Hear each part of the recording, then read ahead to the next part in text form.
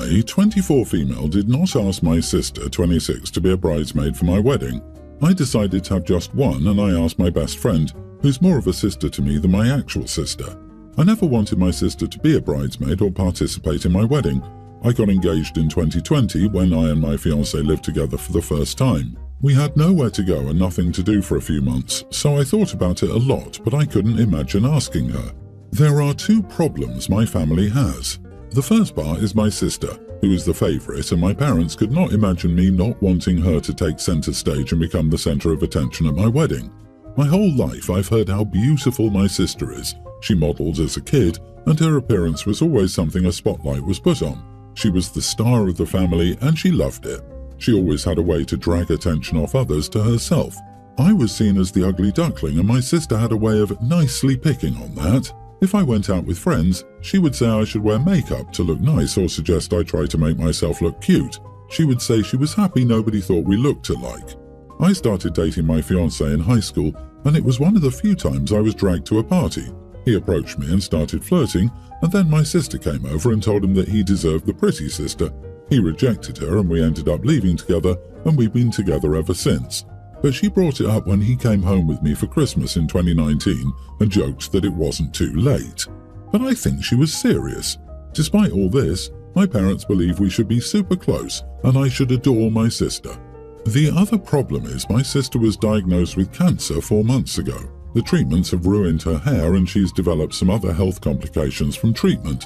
So now everyone feels so bad for her and is gathered around her, trying to make her feel as beautiful as ever, and they want her to shine. So my parents feel like I should want to help her out by shining that light on her during the wedding. But I don't want that. I don't want her to steal the show. My parents asked me about bridesmaids a few weeks ago. I told them I'd ask my best friend. Being dense, I didn't realise where it was going, and my parents told me to ask my sister and let her be the only bridesmaid. They said my best friend should understand and be happy to step aside. The following day, my sister told me she wanted to be by my side when I got married and how we're sisters and stuff. She also tried to say she didn't know if she would be here next year, so this would be so special to her. I said no to all three of them. I said she would not be my bridesmaid or my only bridesmaid. Since I said no, they've acted like I'm some monster for this and shamed me heavily. It makes me question my saying no. Am I the idiot? Not the idiot. This woman has insulted you and undermined your self-confidence your whole life and tried to seduce your partner multiple times in front of you. Screw cancer. It's sad she's dealing with that, but that doesn't erase the crap sister she's been. She's lucky she's even getting an invite. If your parents want a big party for her to feel good about, they can throw her one. Tell your family you think your sister being a bridesmaid would be too stressful for her in her delicate condition. Tell them you want her to concentrate on herself and not overextend, and you won't consider making her your bridesmaid, much less your only bridesmaid, because you want what is best for her.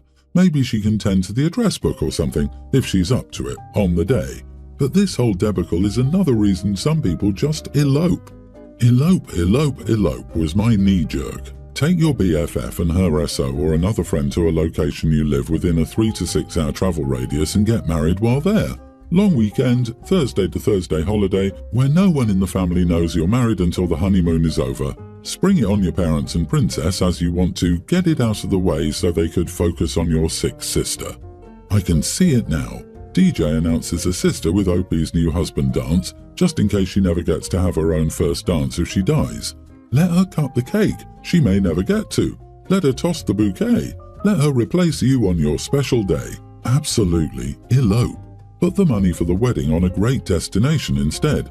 You just know the parents are going to find a way to ruin Opie's day if they're all there. There really is no reasoning with parents about their golden child. I, 27 male, have made my wife, 27, cry constantly over her being willingly unemployed for over 4 months. She left her last job because it was, in her terms, making her stressed. It was a 3-day-a-week, 18-hour job. She earned $600 per week. We have a joint home loan at $370,000 remaining, and our savings are sinking. I told her I supported her leaving her job under the one condition that she had more work lined up, even if it paid less. Instead, she quit the week after I said it. 3 months have passed, and she still has no job. Bills are coming in constantly, and I have taken up extra shifts to cope. But in all of this, the savings we have are dropping. Last month I started telling her she needed to find work, and she came up with a different excuse each time. I broke down the home loan repayments and explained how we couldn't afford them if she didn't work, and that we were unable to buy anything other than essentials, and she seemed to understand. After a week I asked if she'd applied to any jobs, and she said no. I blew up, yelled and told her she was being extremely unfair as I was working overtime and had little free time. In contrast, she doesn't even keep the home in order outside of doing dishes and laundry when I tell her to. This repeats weekly. Today, when I noticed she was a bit upset, I asked what was wrong and she said she wanted me to spend time with her. I have 1 day off a week and I said I would have more free time if you worked. She said, "You don't care about my feelings, you just want me to get a job." I yelled at her for letting me handle all financial responsibility again. She argues that she applied for 6 jobs, but they all asked for ID checks and she wasn't bothered to do them. I'm furious. I told her I'm not her money pig and she can get work or we are done. Am I the idiot? Not the idiot. You have to work overtime, which is stressful for you, yet you can't quit, but if she is stressed, she has the option to quit. How is it fake it as a loss and don't have intimacy with her? If she believes you'll leave her before she can get what she wants, she will trick you into getting her pregnant, so you will still be tied to her. If she does claim to be pregnant and you haven't touched her, get a DNA test. Good luck. Everyone's the idiot. Yelling at your spouse repeatedly isn't appropriate. Blowing up isn't appropriate. I'm sure you know that. The two of you need to be able to communicate without that happening. If this is a completely new behavior for her, is there a chance mental health is playing a role? For someone to leave one job because of stress, then get visibly upset like this, along with struggling to keep the home tidy, that's the area I would need to explore if my husband began behaving like your wife. Update: we have no kids, no pets, no yard, dishwasher, washing machine, hard floors. It takes me 2 hours on my day off to sort everything out. She can't seem to get it done, or uses "I did laundry today" to excuse why nothing else is done. Also, apparently I'm financially abusive because I don't want her spending money on luxuries while we struggle to make ends meet. Oh, and kids won't happen as she's refused intimacy for the last 6 months. I respect her decision there, but I'm disappointed. Anyway, I've decided we're getting divorced. I, 27 male, have a very strained relationship with my family, especially with my father and brother, mainly because they think my job is too girly. I'm a makeup artist. Before anyone asks, no, I'm not gay, I'm not trans. I just like the art of makeup and have always been drawn towards it. Ever since I was a teenager, I wanted to be a makeup artist or do something on that line. My father and brother always mocked me for it. Aside from the awful comments, they would tease me and bully me. My brother once broke my MAC cosmetic kit when I was 17. I bought that with the little money I'd saved up from working odd jobs. Instead of replacing it, my dad started praising my brother.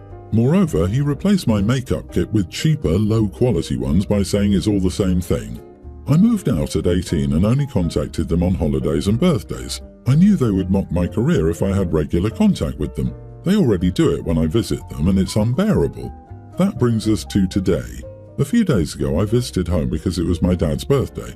Also, my girlfriend has insisted on meeting my family. I also wanted my girlfriend to meet my family because we were getting pretty serious. And as usual, they started teasing me because of my job. Their comments were awful, combined with a bunch of misogynistic insults. My last straw came when my brother said I should start another job because painting faces wouldn't get me anywhere. He compared me to his best friend who sells sugar and said, "Selling it is more dignified than what you do." I told him to shut up. Unlike him, I'm not mooching off my father. He dares to question my job when he hasn't worked for 2 years and is too lazy to even look for one. My brother took things too far and tried to punch me, but I blocked it. If it weren't for my dad and girlfriend, they would have had to call the police. After the incident, I blocked both of them.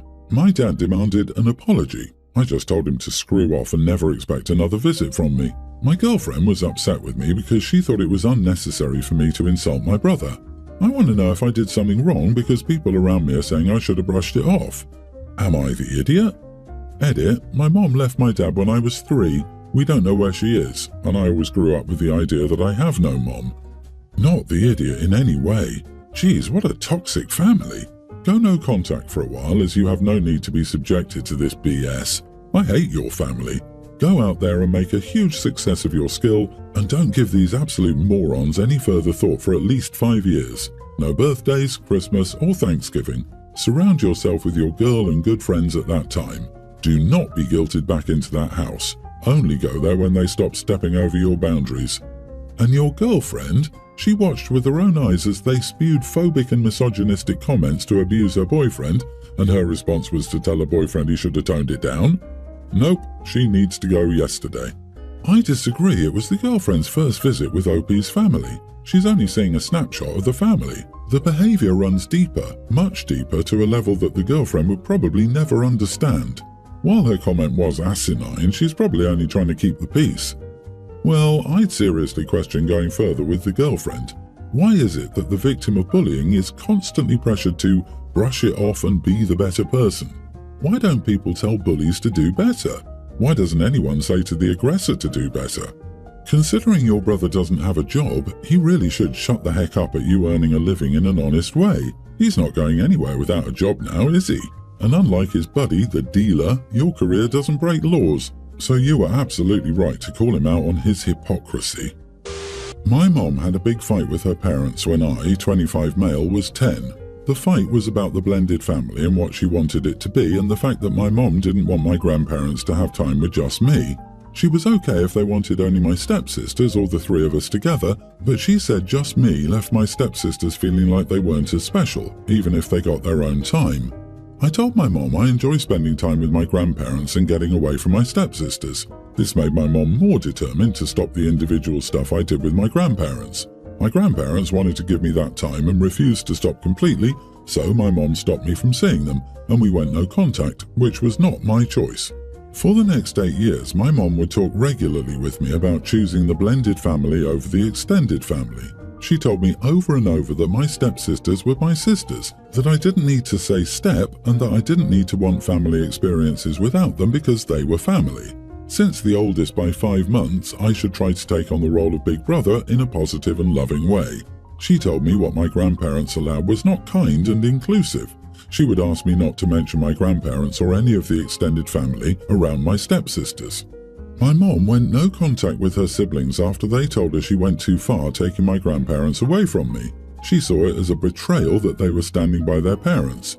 Despite all my mom's efforts, I never saw things as she wanted me to. I continued to miss my extended family over the years and never saw my stepsisters as sisters. No bad blood as such, but we're not close, and they're not a priority for me. They wouldn't come before my closest friends, for example. I did get back in touch with my extended family once I went away to college, and we're in touch again and closer than ever. My mom disapproves, but I'm not reliant on her anymore. So here's what happened. My grandparents wanted to arrange a vacation for the family this summer. I said I would go, as did the rest of the family. Mom is the only one not invited. My aunt posted her excitement about the vacation on Facebook.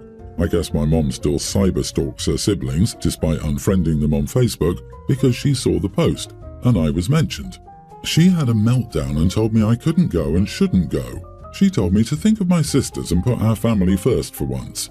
I found out 2 days later that my stepsisters were actually upset.